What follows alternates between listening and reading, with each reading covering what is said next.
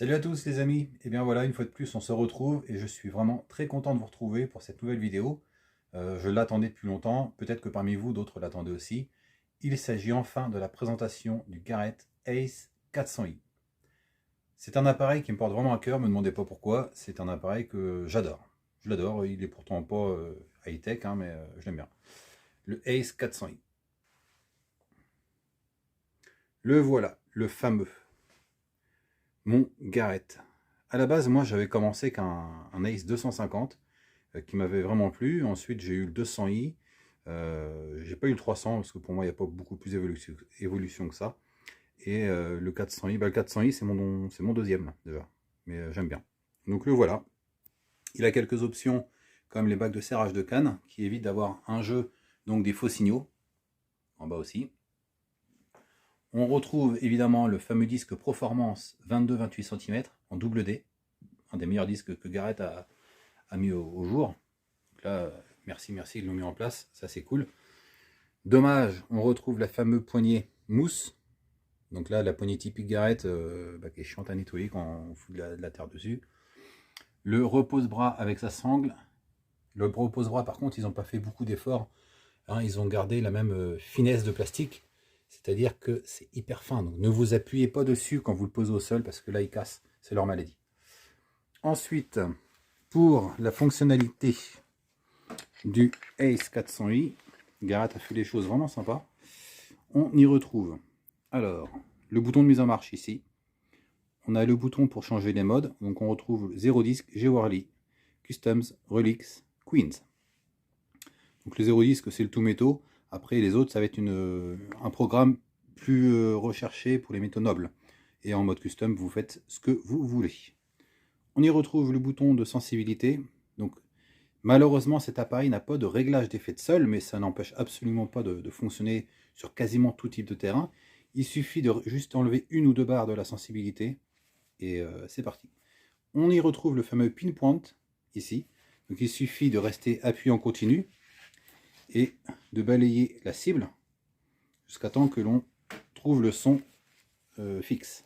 Donc, ce qui va dire que la cible elle est au centre. On y retrouve, bon, l'appareil a du mal à faire la pointe. On y retrouve la discrimination. Donc la discrimination, ça correspond aux petits carrés qui vont s'afficher en haut. On en remet ou on en retire. On peut discriminer les ferreux, on peut discriminer ce qui est moyennement conducteur. On fait ce qu'on veut. Et ici, c'est pour valider, pour ajuster les fréquences. Parce qu'on peut ajuster aussi les fréquences. On y retrouve la profondeur. On a une jauge qui est assez efficace, malgré tout. Et surtout, au centre, on va avoir l'indicateur de conductivité des métaux.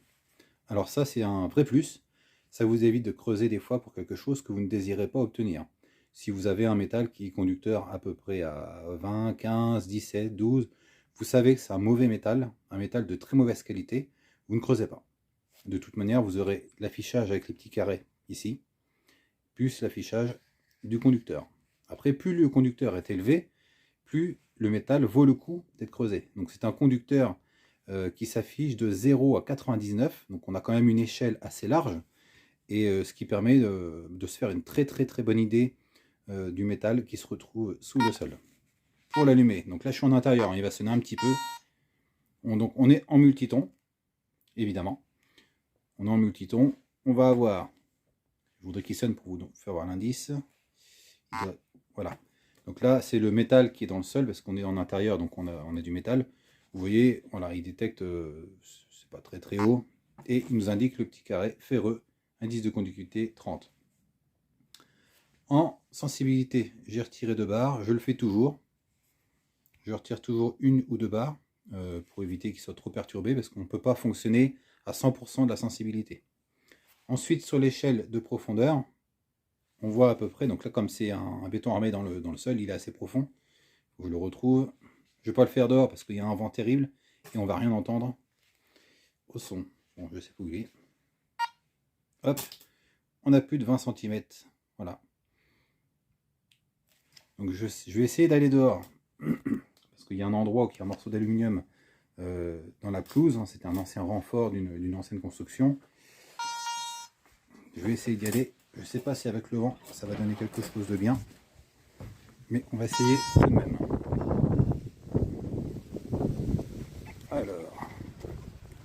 Je sais que par là, il y a un petit peu d'aluminium. Je le retrouve.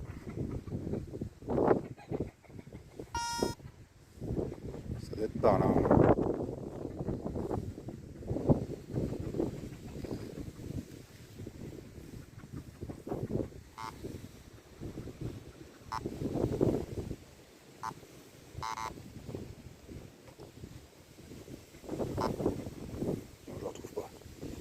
Je le retrouve pas. Ça doit être là. Voilà. Donc là, on a un renfort en aluminium dans le sol. Et vous voyez que on est en indice, on est à 85. Non, par contre, en profondeur, on a à peu près 15 cm.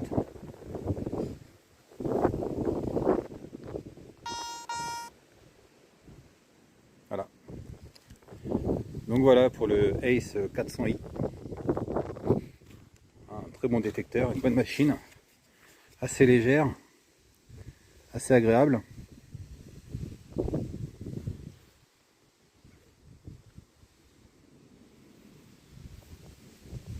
Je suis désolé hein, pour la qualité vidéo, mais le téléphone fait vraiment très mal son travail.